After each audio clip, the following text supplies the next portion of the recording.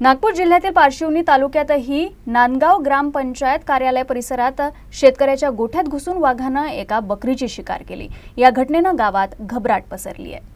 मिळालेल्या माहितीनुसार नांदगाव ग्रामपंचायतीच्या मागे कापसाच्या शेताला लागून शेतकरी मोरेश्वर बागडे यांचं घर आणि गोठा आहे।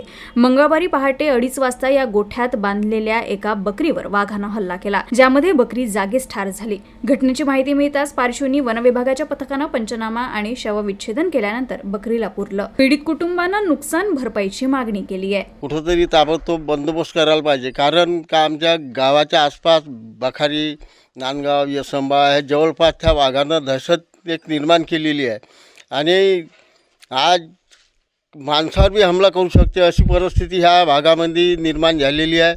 तरी आमची अशीच विनंती राहील का त्या ताबडतोब त्या शेतकऱ्याची भरपाई शासनाने द्यावं आणि त्या वाघाचा बंदोबस्त करावा। एखाद्या माणसावर हमला केला तर याचे जबाबदार कोण राहील? म्हणजे शासन जीवहानी होतपर्यंतची वाट पाहत आहे का? हाच आमचा प्रश्न आहे। सर्व गावकऱ्यांची मागणी आहे। सर्व गावामध्ये एवढं दहशतीचं वातावरण आहे। आज कापूस आला आहे काढणीला, पण लेबर वावरात जायला तयार नाही आहे। मजदूर वर्ग म्हणतो आम्ही शेतात जात नाही।